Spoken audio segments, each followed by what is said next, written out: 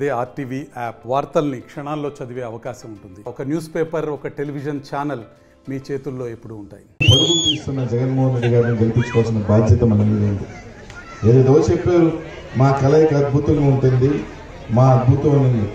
నిన్న సభ జరిగితే వాళ్ళు ఏదైతే చెప్పుకుంటున్నారో గోదావరి జిల్లాలో మేము అద్భుతంగా ఉన్నాం, ఖాళీ కుర్చీలతో సభ పెట్టుకున్నారు వాళ్ళు. అది వాళ్ళ పరిస్థితి. అయితే జగన్మోహన్ రెడ్డి గారు సిద్ధం మన సభ పెడితే అట్ట ఉడతా ఉంది. ఆ జనసంఘం తొందరలో చిట్ట చివరి సిద్ధం మన ప్రాంతంలో జరగబోతా ఉంది. ఈ ప్రాంతంలో మనం ఫైనల్ గా కుట్టుడు సభ. దాంతో తెలుగుదేశం కానీ జనసేన కానీ ఇంకెవరెవరు కలిసి వస్తారో డైరెక్ట్ గా కలిసి వచ్చే బ్యాచ్ కావచ్చు, ఇండైరెక్ట్ గా కలిసి వచ్చే బ్యాచ్ కానీ శాశ్వతంగా పండబెట్టే రోజు నిన్న పవన్ కళ్యాణ్ ఒక మాట మాట్లాడాడు. ఎందుకంటే తొక్కేస్తాడంట, తొక్కేసి ఏదేదో చేస్తాడు. పవన్ కళ్యాణ్ చంద్రబాబు నాయుడిని జగన్మోహన్ రెడ్డి తొక్కాల్సిన అవసరం లేదబ్బా. ఈ రాష్ట్ర ప్రజలు పండబెట్టి పాతరేసే రోజు 45 రోజులు మాత్రమే ఉంది. మీరిద్దరూ కట్టగట్టుకొచ్చిన సభ చూసిన తర్వాత కూడా సిగ్గులే ఇంకా మాట్లాడుతున్నాం. సిగ్గుల 3 సభలు పెడితే జగన్మోహన్ రెడ్డి గారు దాంట్లో 10% కూడా సభ పెట్టుకోలేకపోయారు. మళ్ళీ ఏమంటే మేము ఇక్కడ పెద్ద బలంగా ఉన్నాం, గోదావరి జిల్లాలో మేము స్వీప్ చేస్తామని చెప్పిన ఆ జిల్లాలోనే సభ పెట్టలేదు. ఆ పక్కనే పెట్టాడు జగన్మోహన్ రెడ్డి గారు దొందులూరులో. ఆ సభ చూసి కూడా ఇంకా ఎవరిని తొక్కుతాడు, జగన్మోహన్ రెడ్డి తొక్కుతా ఆడ. ఆ పరిస్థితుల్లో వాళ్ళు ఉంటే మొత్తం హోల్సేల్ ఎత్తుకెళ్ళి పార్టీని చంద్రబాబు నాయుడు గారికి అమ్మిపరులోకి ఎంత తీసుకున్నాడో తెలియదు. 500, 400, 300 ఎంత తీసుకున్నాడో తెలియదు. ఈ రోజు ఈ రాష్ట్రంలో ఉన్న కాపు సోదరులు కూడా అంతా చెప్తా ఉన్నా ఒకటే, అన్నా మీరు అతని నమ్మి ఊర్లలో ఎక్కడో మిమ్మల్ని హోల్సేల్ గా అభిమానం ఉండొచ్చు, సినిమాల వరకు ఉంచండి, కానీ ఊర్లలో అతనేదో ఉద్ధరిస్తాడు, అతనేదో మిమ్మల్ని ఇది చేస్తాడని కుర్రకారు కానీ ఏవైనా తప్పైనా సోదరులకు కూడా చెప్తా ఉన్నా అబాసు పాలైపోతారు ఈ రాష్ట్రంలో. మీరు దయచేసి మిమ్మల్ని హోల్సేల్ గా అమ్మేస్తాడన్నా ఇంకేం లేదు. ఒకే ఒక రోజున చాలా నేను రాజకీయాలు చేయను అని చెప్పి తూచని చెప్పేసి నేరుగా అతను రాజకీయాల్ని సినిమాలాగా వ్యాపారం చేసుకుంటున్నాడు. అంతే. 2 సినిమాలు చేయాలంటే కష్టపడాలి కాబట్టి అప్పుడప్పుడు వచ్చి షూటింగ్లు చేసుకొని అప్పుడప్పుడు వచ్చి అట్టట్ట అనేసి హోల్సేల్ గా 400-500 కోట్లు ఈ రోజు ఇంతకొస్తుంటే అది పెద్ద వ్యాపారంగా భావిస్తా ఉన్నాడు. అంతే తప్ప అతనికి ఏమీ ప్రేమ లేదు, ఏమీ లేదు, తొక్క లేదు. ముఖ్యమంత్రి కావాలనుకున్నాడు ఎవడైనా 40-50 సీట్లైనా తీసుకుంటాడు. కనీసం 24 సీట్లు, 24 కనీసం. నేను కాపు సోదరులు కానీ అందరినీ కూడా ఒక్కటే అడుగుతా ఉన్నా, ఆ జనసేన అభిమానులు కూడా చెప్తున్నా, కనీసం ఈ రాష్ట్రంలో ఎంతమంది ఉన్నారు అంత పర్సంటేజ్ కూడా తీసుకోలేకపోయాడు. పట్టుమని 15% కూడా తీసుకోలేకపోయాడు. 13.5% తీసుకున్నాడు 100%లో. ఆ పరిస్థితిలో ఆయన ఉంది. జగన్మోహన్ రెడ్డి తుక్కుతా అటు చెప్తా 24 జూన్ వస్తుందో ఎన్నికల బాక్సులు ఎప్పుడు ఓపెన్ అవుతాయో, మేము ఓపెన్ అవుతాం, జూన్ ఓపెన్ అవుతాం.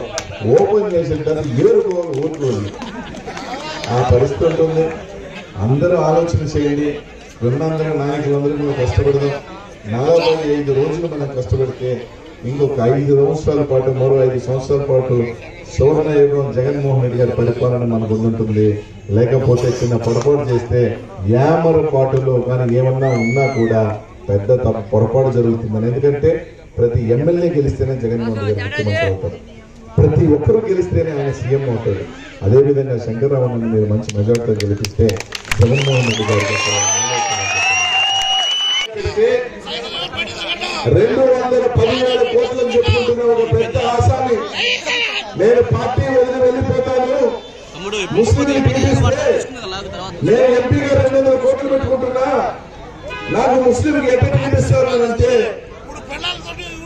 మనకి ఈ రోజు మన ఎన్నికల్లో కానీ సింహభాగం వెన్నెముకగా నిలబడిన ముస్లిం సోదరులకు నేను 1 టికెట్ ఇస్తే తప్ప నెల్లూరులో ఉంటే పోనీ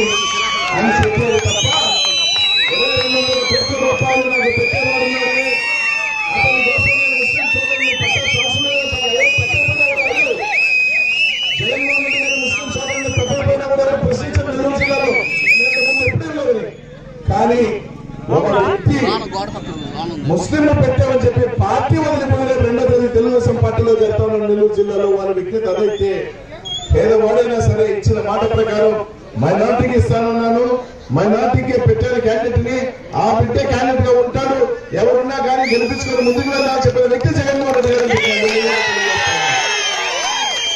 ఇదే చంద్రబాబు నాయుడు 100 సీట్లు ఇస్తే ఒక్కటి ఇచ్చారు మైనారిటీ సీటు, ఒక్కటి, అది కూడా ఓడిపోతాడా గెలుస్తాడా తెలియని పరిస్థితుల్లో సీట్ ఇస్తాడు. అట్లాంటి పరిస్థితిలో చంద్రబాబు నాయుడు అయితే ఓడినా గెలిచినా ఎవరు సపోర్ట్ ఉన్నా సపోర్ట్ చేయకపోయినా నేను సీట్లు కొన్ని పెంచి ముస్లింలకు ఇద్దామని అనుకుని చెప్పి ఈ రోజు ముస్లింలకి సీట్లు పెంచి మండలిలో 5 ఇచ్చి తొందరలో కూడా అవసరమైతే రాజ్యసభ సీటు కూడా మైనార్టీకి మన